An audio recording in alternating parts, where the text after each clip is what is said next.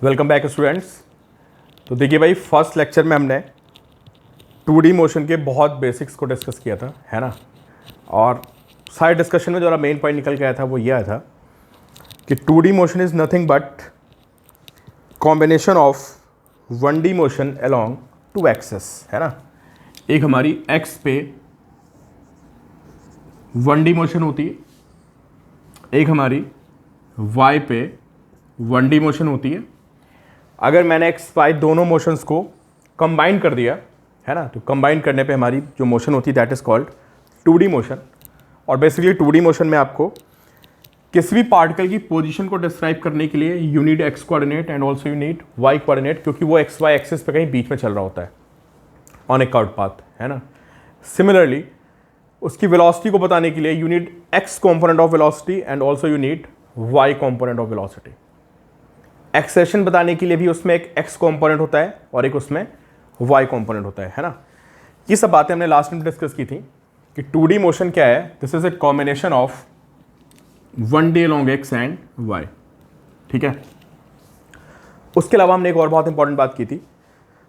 वो बात ये थी कि अगर आप कोई पार्टिकल 2D मोशन में है ना, और मुझे उसके किसी एक्स कॉम्पोनेंट के बारे में पता करना है, मुझे इसकी वेलोसिटी निकालनी है, मुझे उसका डिस्प्लेसमेंट निकालना है, मुझे उसका एक्सेलेरेशन निकालना है, कुछ भी निकालना है, ठीक है, और मैं कोई भी इक्वेशन यूज़ कर रहा हूँ उसके लिए, तो मैं उसमें सिर्फ एक्स कॉम्पोनेंट्स को यूज़ करूँगा। I can not take Y components.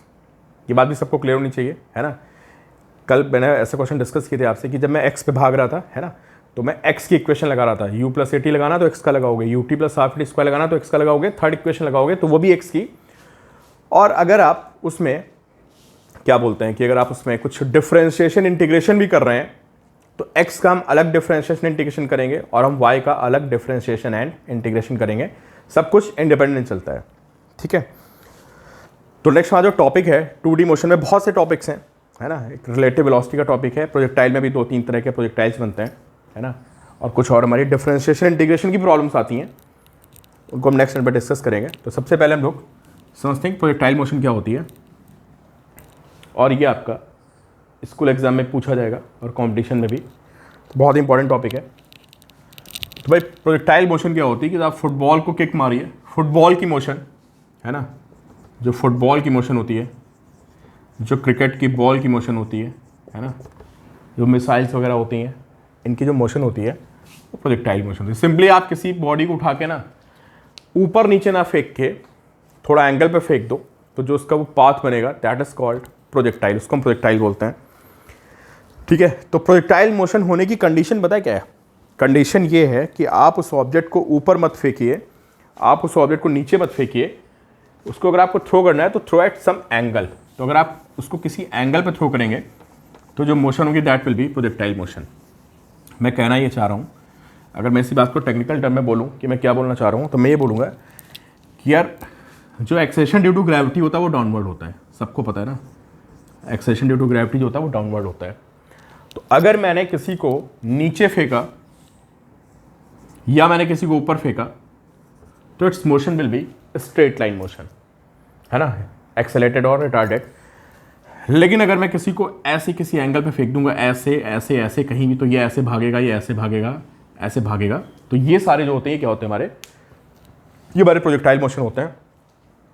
और ये आप समझ गए होंगे कि ये 2D मोशन क्यों है, क्योंकि यहाँ पे क्या इन्वॉल्व है, एक एक्स एक्सिस इन्वॉल्व है और एक वाई एक्सिस इन्वॉल्व है। इसके कोऑर्डिनेट भी एक्स और वाई आएंगे, सब कुछ इसमें दो आएंगे, है ना।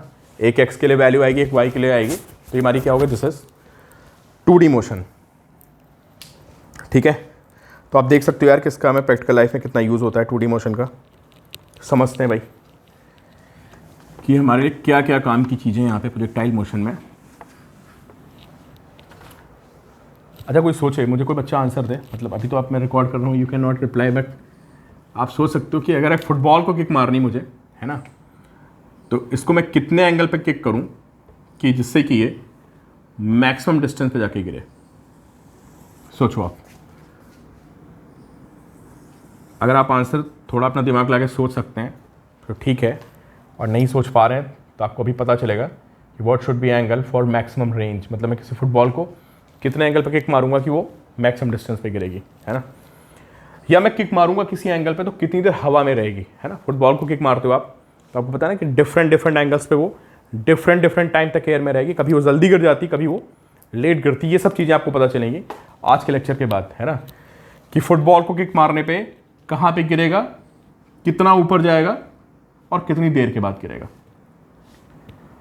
ठीक है, तो देखो भाई, ये एक्स वाई एक्सिस हो गई और मैंने यहाँ पे रख दिया फुटबॉल को एट ओरिजिन, ठीक, और मैंने इसको थीटा एंगल पे किक मार दी ऐसे, this you and this angle theta, ठीक। तो फुटबॉल ऐसे उड़ता हुआ जाएगा और कहीं जाके यहाँ पे गिरेगा ऐसे,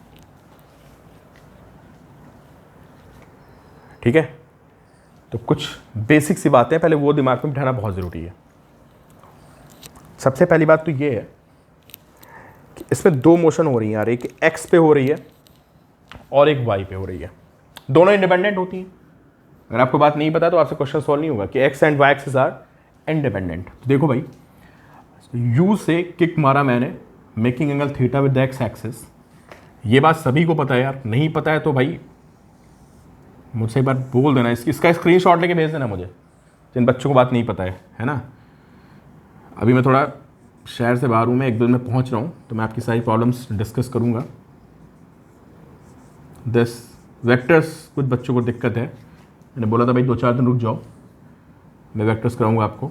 this A cos theta and this A sign theta, ये कॉम्पोनेंट्स होते हैं यार, है ना। अगर ये कोई वेक्टर ए है तो उसका कॉम्पोनेंट ए कॉस थीटा होगा, कॉम्पोनेंट इसका कितना होगा, ए साइन थीटा होगा। ये बात आपको पता होना चाहिए। तो ऐसे ही अगर मैंने इसको यू वेलोसिटी किक मार दिया तो इसकी जो ये वाली वेलोसिटी आएगी, this will be U cos theta X के along and this will be U sine theta. ये एक बेसिक सी बात है वेक्टर्स की, जिसकी नॉलेज सभी को होनी चाहिए, ठीक है। तो अभी हम इसको दोनों डायरेक्शन पे अलग अलग देखने वाले हैं। अच्छा, आपको क्लियर हो गया ना मैं क्या डिस्कस करने वाला हूँ? मैं ये पता करने वाला हूँ कि अगर मुझे फुटबॉल का एंगल पता है ना, मुझे किक मारने का एंगल पता है, and also I know speed, कि मैंने कितनी स्पीड से किक मारा है, तो कहाँ गिरेगा, दैट इज कॉल्ड रेंज। कितना ऊपर जाएगा, दिस कॉल्ड मैक्सिमम हाइट। कितनी देर के बाद गिरेगा, कॉल्ड टाइम ऑफ फ्लाइट। तो हमारे डिस्कशन अभी इन्हीं तीनों पे होंगे, ठीक है। तो भाई एक वेलोसिटी हो गई यू कॉस थीटा और एक हो गई यू साइन थीटा, है ना। और ग्रेविटी, अगर इसमें मैं एक्सेलेरेशन की बात करूं, है ना, तो there is only one acceleration in the downward direction and that is G. बहुत से बच्चे बोलते हैं सर फॉरवर्ड डायरेक्शन में एक्सेलेरेशन होगा कि नहीं होगा। भाई फॉरवर्ड में कोई एक्सेलेरेशन नहीं होता है, we are ignoring effect of air, है ना। कभी कभी देखना यार, हवा चल रही हो, फुटबॉल को किक मारो तो काफ़ी दूर गिरती जाके, कभी कभी हवा अपोजिट चल रही हो। जो बच्चे फुटबॉल खेलते हैं उनको पता होगा, कभी या बैडमिंटन भी खेलते हो आपको पता होगा कि कभी कभी बैडमिंटन खेलते समय बहुत प्रॉब्लम होती है ना। फुटबॉल को अगेंस्ट किक मारो तो कम हाइट तक जाता है या कम डिस्टेंस तक जाता है। उस केस में एक एक्सेलेरेशन आ जाता है जब एयर होती है, वहाँ पे विंड चल रही होती है, या नॉर्मली भी एयर का एक अपना रेजिस्टेंस होता है ना। एयर की वजह से एक फोर्स आता है and due to air football पे एक फोर्स लगता है कि एक्सेलेरेशन आता है। बट मैं आपको बिल्कुल क्लियर कर दूं यहाँ पे कि we are assuming there is no acceleration long X axis, we are ignoring effect of air completely, ठीक है। कोई ये नहीं सोचेगा यार एयर की वजह से क्या हो रहा है, कुछ नहीं हो रहा है एयर की वजह से, दिस इज जीरो, ठीक है। In Y direction we have acceleration which is acceleration due to gravity, ठीक है। तो भाई मुझे पता चल गया कि फुटबॉल को में एक वेलोसिटी यू कॉस थीटा है, एक यू साइन थीटा और एक इस पे ग्रेविटी नीचे है। ऐसे क्वेश्चन को देखो 1D में, 2D भूल जाओ आप। एक U cos theta velocity no acceleration, एक U sine theta velocity with G acceleration. ये दो बातें आपको ध्यान रखनी है। तो बेसिकली क्वेश्चन इन शॉर्ट इतना है कि भाई इधर जो मोशन है ये यूनिफॉर्म मोशन है, this motion is uniform motion along X axis. Why uniform? अरे भाई कोई एक्सेलेरेशन नहीं है अगर, तो मोशन यूनिफॉर्म ही तो होती है, इसलिए मैं बोल रहा हूँ कि along X axis this motion is uniform because there is no acceleration. तो भाई ये इसका और प्लस इसका, किसका, this U sine theta and this G, ये एक्स की 1D हो गई, ये वाई की 1D हो गई कि U sine theta upon G. मतलब मैं कहना चाह रहा हूँ कि this motion is uniform and along Y axis this motion is uniformly accelerated. तो भाई इसको कॉपी में नोट करो, मैं जो बोल रहा हूँ आपको, this is important point. In projectile motion लिखिए आप, motion along X axis is uniform because there is no acceleration, and motion along the y-axis is uniformly accelerated. Why uniformly accelerated? Because gravity is acting in downward direction. So basically this is a combination of two axes. X-axis uniform motion with what speed? With u cos theta. What about y-axis?